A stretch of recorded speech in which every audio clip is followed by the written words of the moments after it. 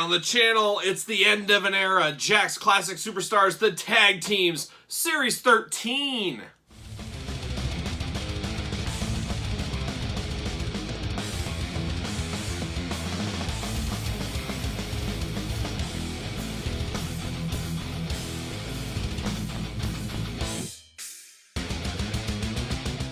Welcome everyone, Kyle here, and welcome back to the channel as we continue our Jakks Classic Superstars deep dive videos, retrospectives, whatever you want to call them.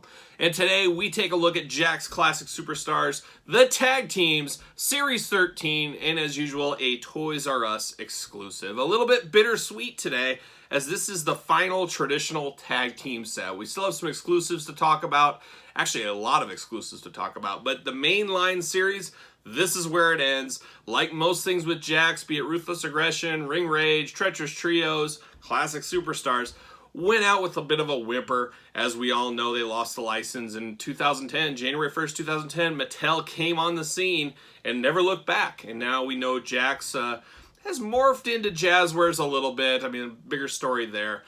But yeah, this is the final tag team set. And like I said, out with a little bit of a whimper. And just kind of reminiscing about these 13 series. I think, and this is my personal opinion, you guys tell me in the comments, I don't have as much of a fondness for these tag team sets as I thought I did going into this video series. I remember thinking, oh, the tag team sets were great. Those were some of the best ones. And don't get me wrong, there's some amazing 2-packs in the set. There's some amazing ones, but there's also a lot of duds, a lot of just criminal errors, things like that that really tarnish this set. I think when I think of the Tag Team Classic Superstars series, I lump in all those Ringside Fest, Shop Zone, all the 2-packs, not just the regular traditional 13 series, but I lump in all the exclusives and all that. And when you put all those in, I think the tag team set seems a lot better than it actually is. Getting those exclusives in here really muster up and really rise the ship of all the series. But if you're looking at just 1 through 13, there's a lot of stumbles, some missteps, and some downright failures.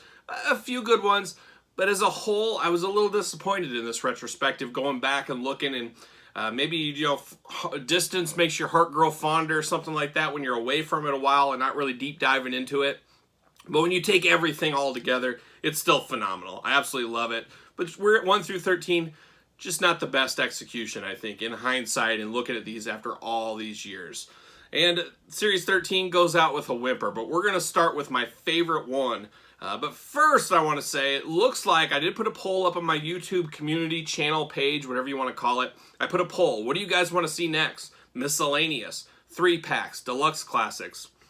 It looks like the 3-packs are going to win, and unless something changes, you know, overnight or something like that. It looks like we're probably doing 3-packs next, which makes sense. Single, doubles, 3-packs, then probably exclusives, then maybe miscellaneous, or maybe those two will flip. We'll throw another poll. We still got a long ways to go. Like I said, we got a lot of miscellaneous Jakks Classic Superstar stuff to look at. The ring giants, the rings, the cosplay stuff. There's a lot of interesting stuff in there. The Deluxe Classic line, another Toys R Us exclusive line. We got to look at those.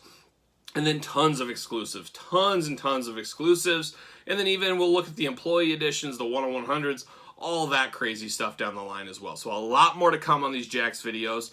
But we're going to finish off Series 13, and like I started to say, we're going to finish it off with the best one in Series 13. For me, that's Bobby the Brain Heenan and Abe Knuckleball Schwartz.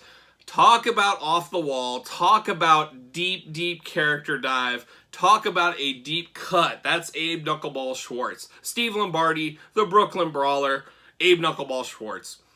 Another gimmick of Steve Lombardi's. Never in a billion years did I think we would ever get a figure of him, and I absolutely love it. I think it is so cool that we got an Abe Knuckleball Schwartz figure. You just don't get stuff like that with Mattel. This is the deepest cuts possible. This would not sell today. We go, currently, as with this video is being filmed, the British Bulldog Collector's Edition is hitting Target. I've found about 10 of those in the last week and a half. Some of them have been sitting for a week on the shelf.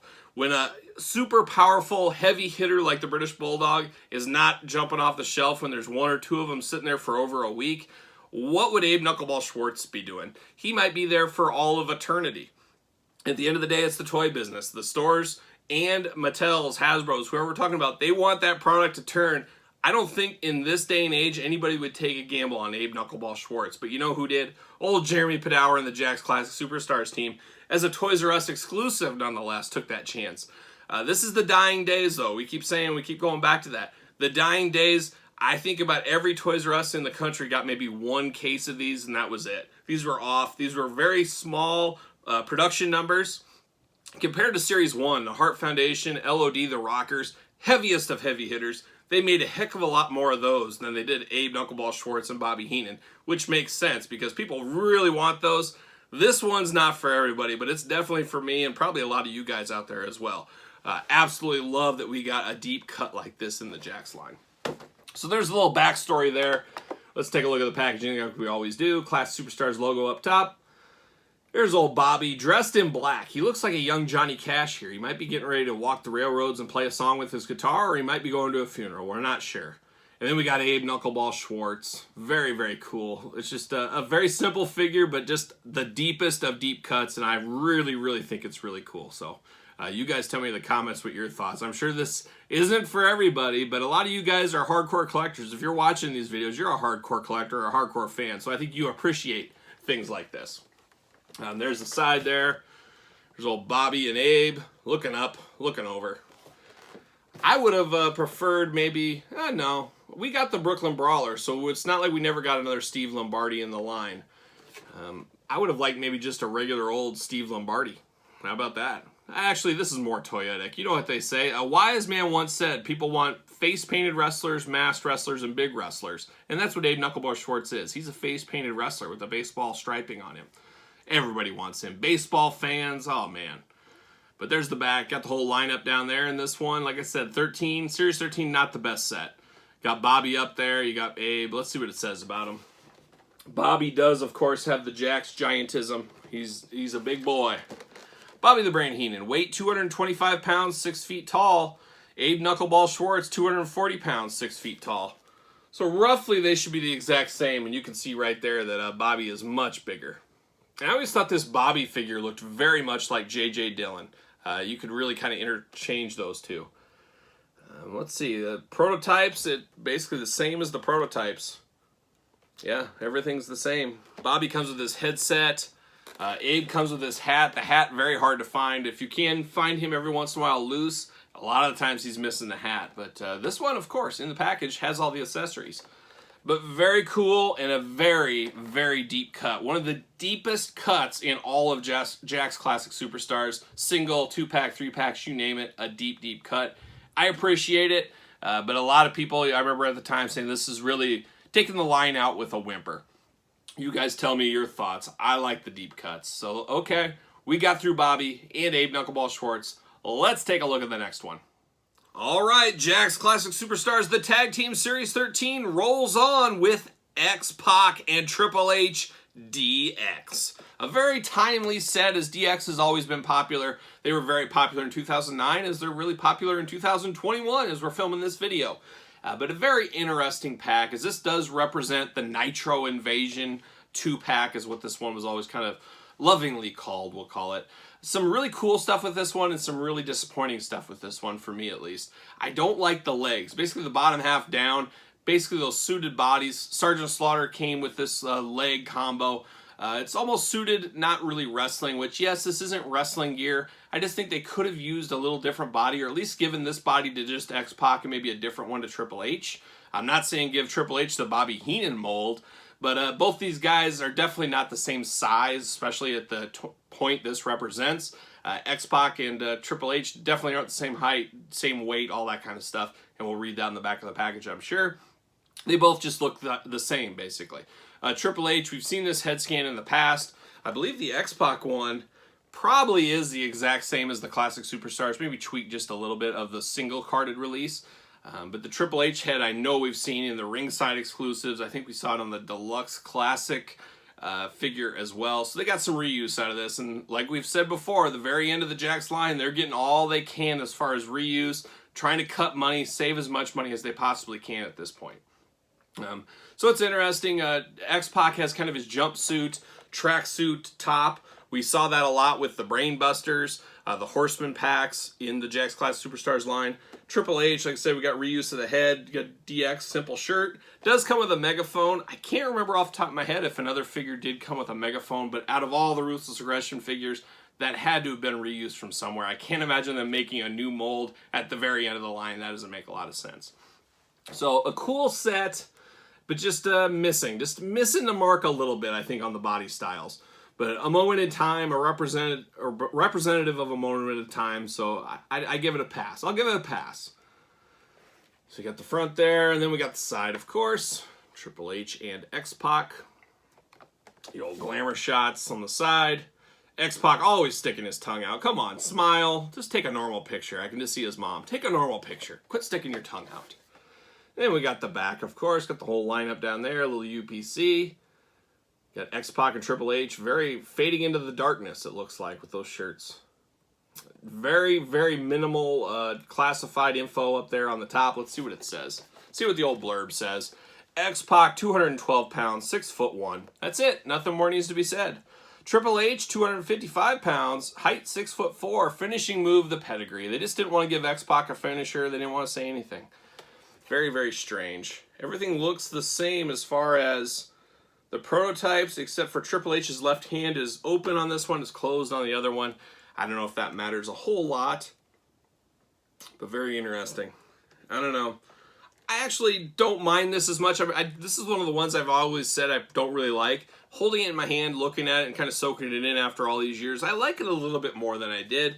I don't like the height and everything being the same, but I like the army fatigues, the moment in time, the uniqueness of this pack. I mean, they could have really cheaped out in hindsight and just went with, 2 DX shirts and called it good, and just regular pants, black pants or brown pants or whatever. They actually gave us camo. They gave us a little design. So as far as being on the way out, Jakks Classic Superstars 13, I give this one a pass. I think this is better in hindsight after all these years. And I talked at the beginning of the video how I was kind of disappointed in this set as a whole, but really, 13 didn't really go out like a whimper, like I want to say. We got a really deep cut with the MVP, Abe Knuckleball Schwartz. This set's not as bad as I would have said before I was into this video. And then we got the next one to look at, which could be the worst one. Probably will be the worst one when it's all said and done. But there it is. There's Triple H, Xpac, old DX in Series 13. All right, Series 13 comes to an end with one of the biggest rivalries of the Attitude Era, Stone Cold Steve Austin and The Rock. Both characters no stranger to the Jakks Classic Superstars or the Jakks Ruthless Aggression line this time. Two of the most made characters, and I guess it's fitting they went out in the last tag team set that was released at Toys R Us. Just one of the most iconic feuds of the history of the WWE, really, at this point. But very interesting. Like I said, they've had many figures in the Classic Superstars line, and this is kind of one of those things like, who can we throw in this line that's not going to cost us a lot of money? Well, throw Stone Cold and The Rock in. That's my feelings to this day. They just dumped these ones in, called it good. And let's talk about the packaging first, like we always do on these. So there it is. There's the old Rock. He's got his track pants on. Not the best Rock. Definitely not the best. Probably the weakest figure in this line, really. As far as Series 13 goes. Basically black track pants. That's it. And then Austin, I don't mind the Austin. I always like the red vest, especially on his figures. That Deluxe Classic, which we'll get to eventually. Really cool representation of this one, so I did like that one. He does come with a pop can. I'm sure that's not supposed to be a beer can, but a pop can. So we do at least get an accessory with this one. That's all right. The Austin is very strong. It's very reminiscent of his traditional Classic Superstars. Gosh, I couldn't tell you off the top of my head. Maybe Series 14, Series 13, something like that. Not 13. 14 probably. I don't know. Very reminiscent of that one. I don't think it's a straight repaint or re-release, but it's pretty close. Pretty darn close. If you already had that one, I could see somebody skipping on this one. For sure. Got the traditional packaging. We've seen it before. We don't need to go into depth about that. There's the old Stone Cold Steve Austin versus The Rock on the side. And you got the glamour shots on the other side. I like that Stone Cold's kind of looking straight ahead. Usually they're both looking up to the side. Not in this case. Not in this one. A little different. We'll take what we can get. And then there's the whole lineup. The UPC. Little glamour shots up there. The Austin does look a little strange on the back here, the way he's turned. But let's see what it says about The Rock and Stone Cold on the back of the package. Let's see. Stone Cold Steve Austin, weight 252 pounds, 6'2". Finishing move, the Stone Cold Stunner. The Rock, 260 pounds, 6'5". Finishing move, the Rock Bottom and the People's Elbow. So there it is, The Rock and Stone Cold ending Series 13, ending the tag team sets at Toys R Us. It was an interesting adventure, like I said.